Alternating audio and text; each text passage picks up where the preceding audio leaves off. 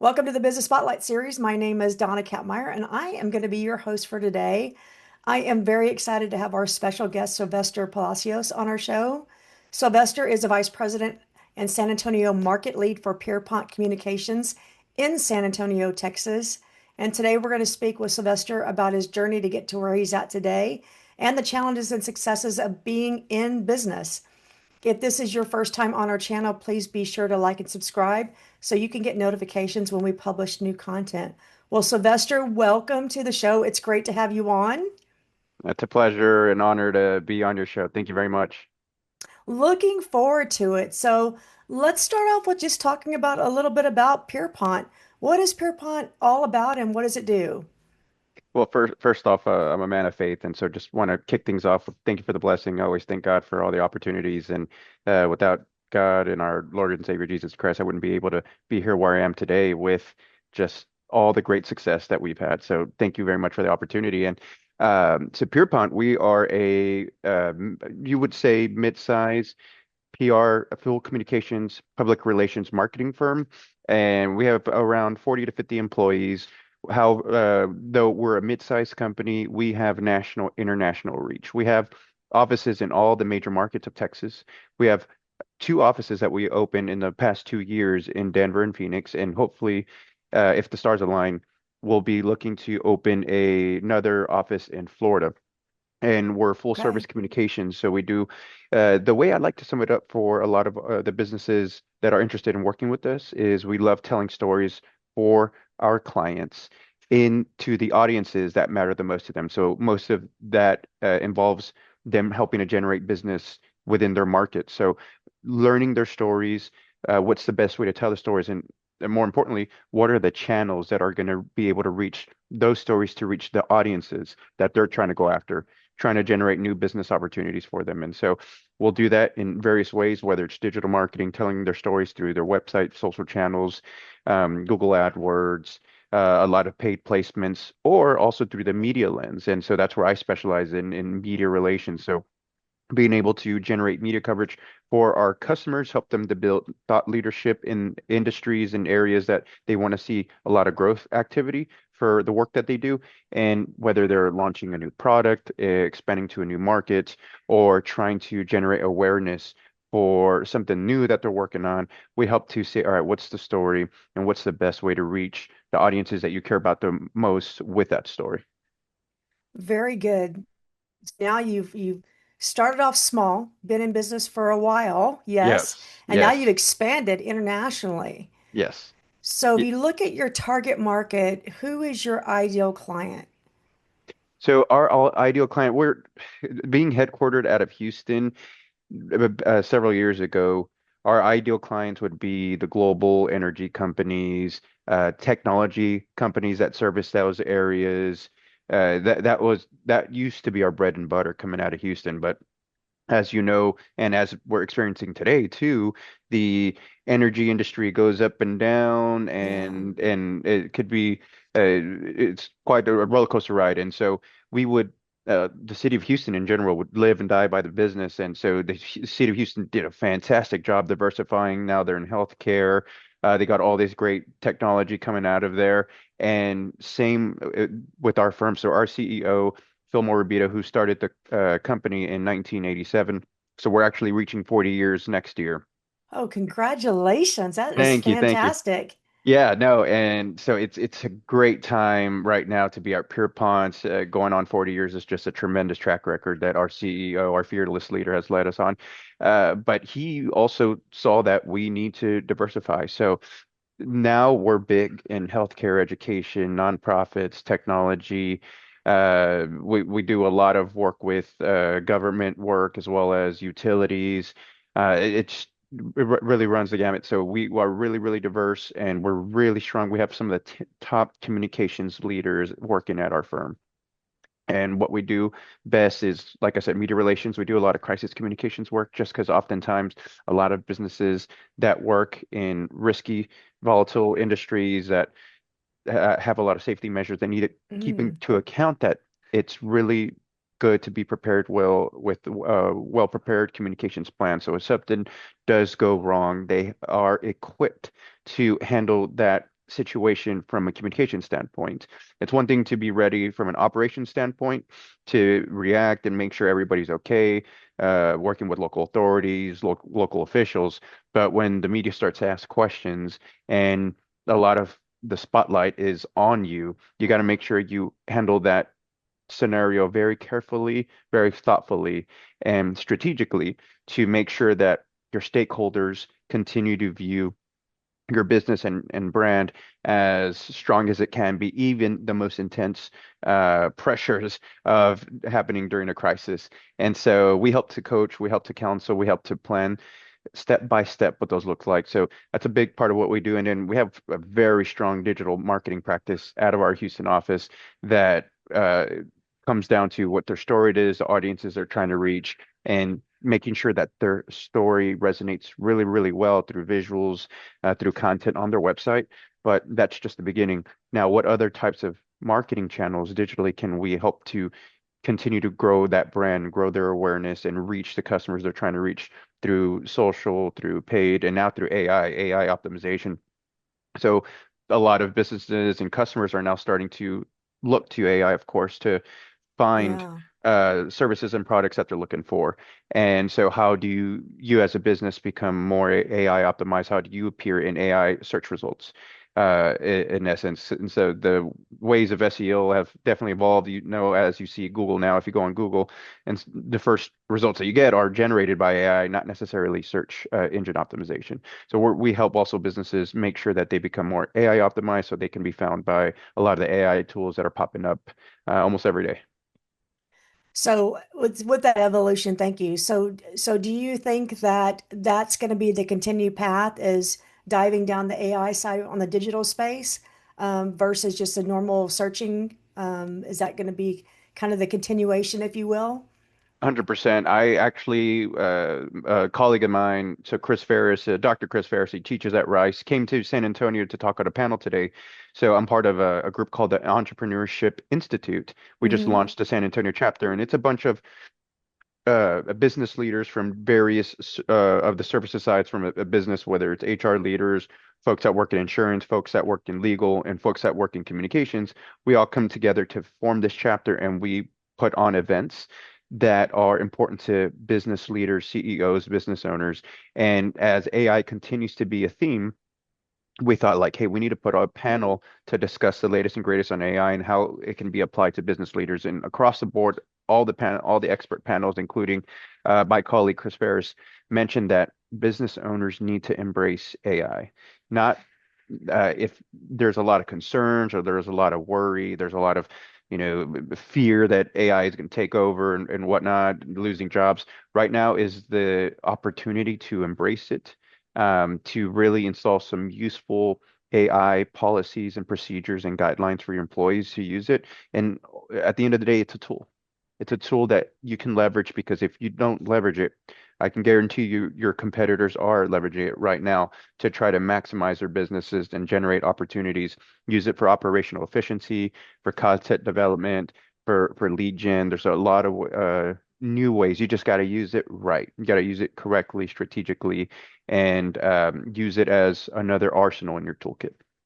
Yeah, thank you for sharing that. And let's dive a little bit more into that. Were there any recommendations as far as as a business, small business, mid-sized business in that space, these are the one, two, three, four, or five things that you should be utilizing today to Mhm. make sure that you're staying on target.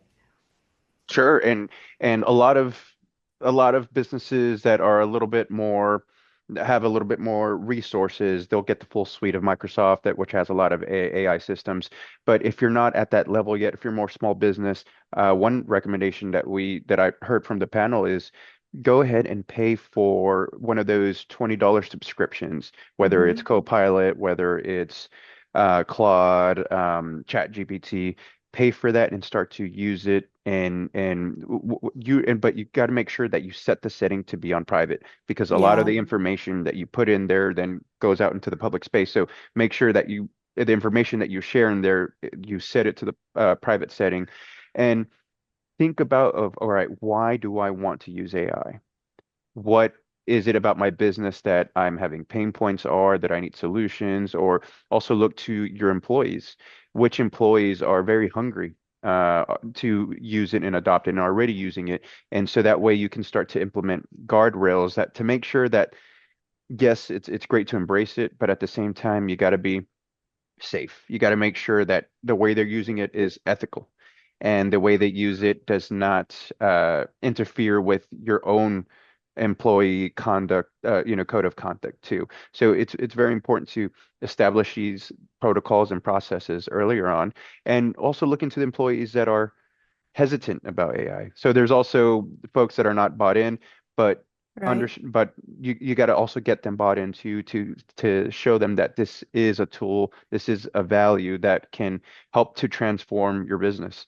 And for my day to day, I use it for a lot of content development and research, but at the end of Yeah. the day, it helps to, in a lot of cases, it helps you to do 80 to 90% of the work. But at the end of the day, humans are the ones that make the ultimate decision of what gets applied, the strategy, the services, the output. So use it to your advantage. But at the end of the day, as the human, you got to make sure that that work is 100% correct. It makes sense for the business, and it's going to help you in the near to long term. Well said. You still have to have that human intervention and you have to Mhm. understand exactly what the output is and to make sure that that output is in fact correct. Exactly, exactly. Love that. So, as you look out into the future, um, and the differentiation that you provide as a PR firm, what sets you apart now, and then what's going to set you apart going forward? Well, there hasn't been an industry or a type of client work that has approached our firm that we didn't have experience in. And not only that, also I mentioned this earlier, but we have some of the top communications professionals working at our firm in the country working at our firm. And third, because we're a mid-size agency, we have all the resources and expertise to work with some of the, and we do work with some of the biggest brands out there, well known globally. But also we're at the size of the firm that we can be very nimble, we can be very adaptive, and if there is a certain need, a certain change, we can change very quickly with our clients' demands. And so there's not a lot of uh, uh, red tape, or there's not of we're such a big of a firm that it's going to take us a while. No, I have direct communication with our leadership that, hey, if we need to bring on more team members, or if we need to look at a new tool for our clients, we have the ability to do that just given our size. Beautiful. Love that. So, when you talk about your team and how awesome your team is, when we look at the recruiting piece, what kind of attributes are you looking for when you're bringing talent into the door? Well, I'm actually looking at hiring some interns here for the summer, and yeah, we one thing that we always look for when it comes to the entry level areas, we love looking at our interns because we know Hmm. those that work good in our culture. We can see that they do the work. Our leaders, they love loyalty, and those that learn fast, adapt fast, but also don't require that much hand holding.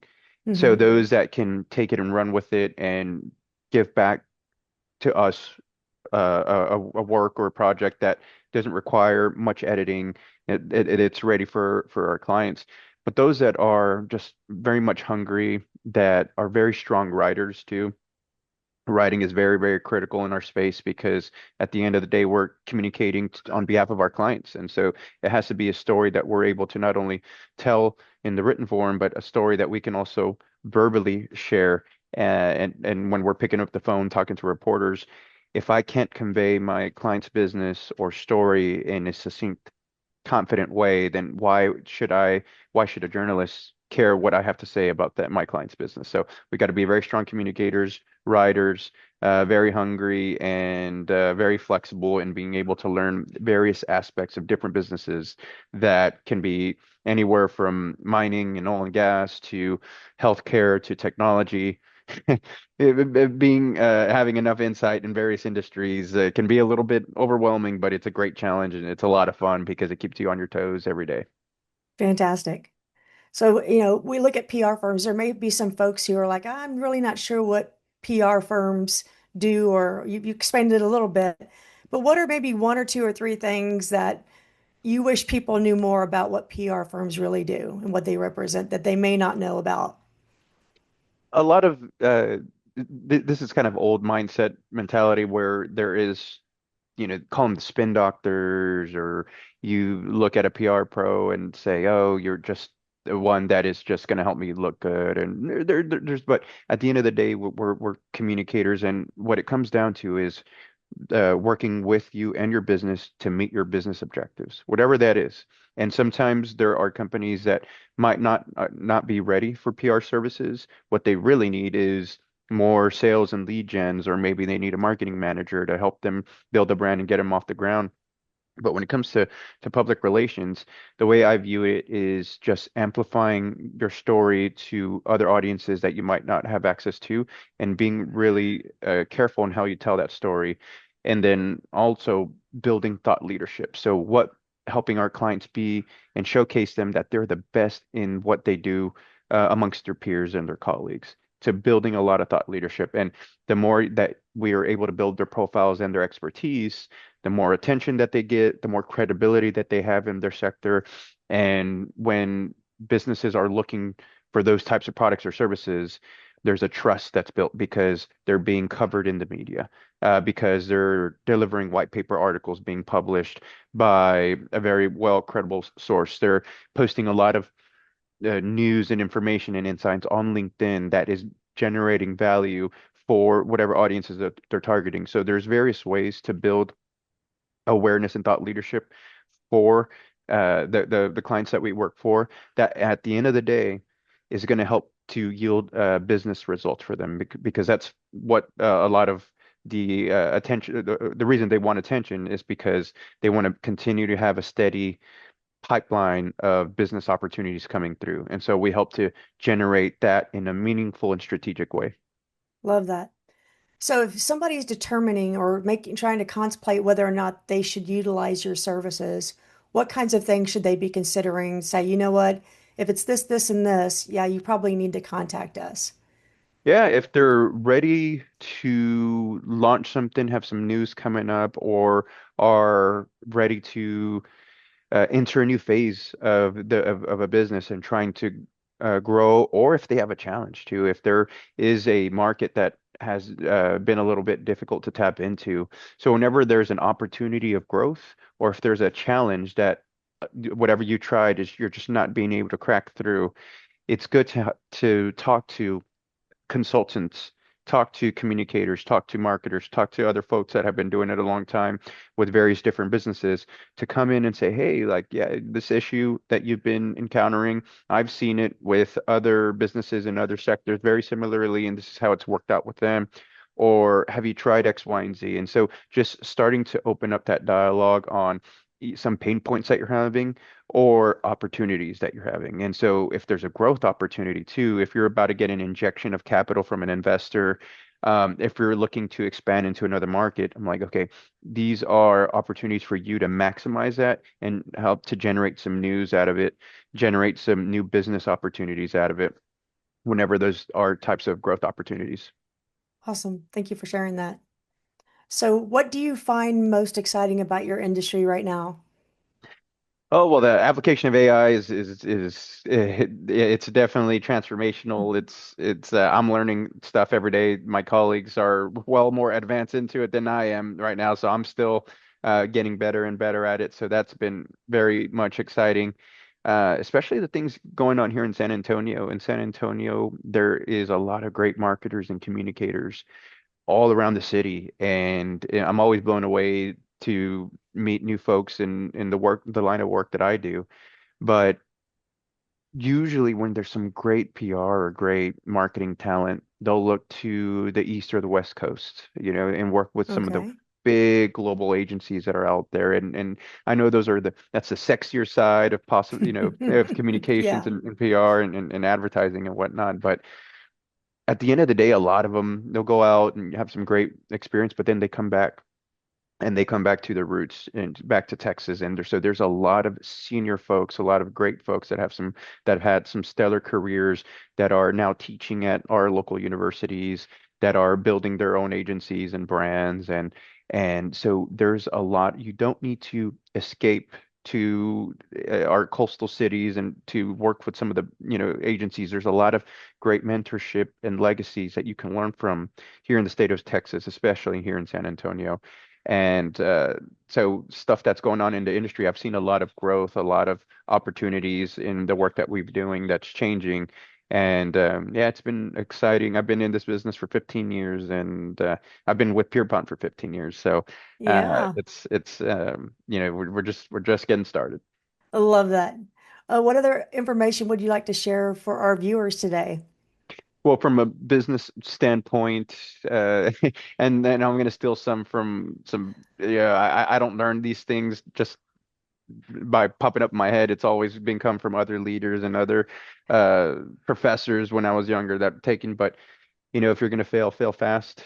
Make Yeah, sure that uh, you go on to the next thing and don't waste a lot of investment money, cash into something that is looking downward. So, do it, learn from it, and every failure or experience or challenge that doesn't go your way is just another learning opportunity. So make the best out of it, of that learning opportunity, and being able to grow, don't waste failure. If anything, just use it and grow from it and learn from it. And then also never never stop trying to learn. If you're the this is something my professor also once told me when I was taking PR at UT is, if you're the smartest man in the room, you're in the wrong room. So you got to make sure very that you're, true.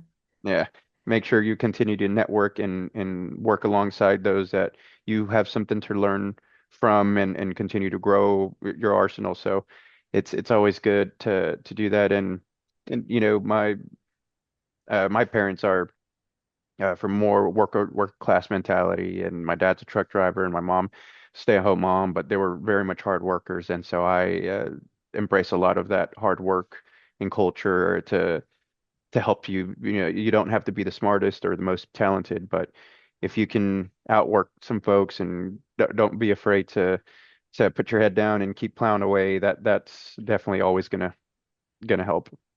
Thank you. Thank you for sharing that. You mentioned earlier about wanting people who are hungry, and that is Hmm. so critical, and not being afraid of hard work. Hmm. It's nothing like it. Yep. What's the best way for folks to get in contact with y'all? Sure, visit our website. So it's peercom.com. So yeah, www.peercom, Piercom.com. From there, you'll learn of all of our service offerings. You'll see a lot of our talent that work at our agency and a lot of our case studies. Just you'll be wowed at all the brands that we work with day in and day out. And from viewing our bios, you should be able to email us, contact us directly. I'm also president of the American Marketing Association, the San Antonio chapter. So Nice. I've been, this is, we each get to serve 1 year, and so it's my turn to serve. And so we do tons of events. We have a big event coming up in May called a Mega Mixer on May 21st, and we're going to host it at Tech Port there at Port San Antonio. We're inviting all the local chambers, the Hispanic Chamber, the San Antonio Chamber, the American Marketing Association, PRSA, AdFed, a lot of local groups coming to do one giant networking event. It's going to be huge. It's going to be great. We host monthly luncheons too. So we're having in April, one of my colleagues from Pierpont is going to do a luncheon on how to use marketing and PR for sales, how to make sure that they're tying up to your sales pipeline. And we do other luncheon topics anywhere from, influencer marketing, other crisis information that luncheon and workshops that we do. So we do a lot of great events with the Heck American Marketing yeah. Association. That's fantastic. You're a busy man. Yeah, it's been a busy year balancing family and events and work, and it's been a very busy year, but it's been a very fun year. Love it. Well, Sylvester, thank you so much for sharing your story. Really, really good information. This is the Business Spotlight series with Donna Kappmeyer and Sylvester Palacios. Please be sure to like and subscribe so that you can continue to see our great content. Sylvester, thank you so much for being on our show today. Thank you, Donna. It was a pleasure. You betcha. Bye for now.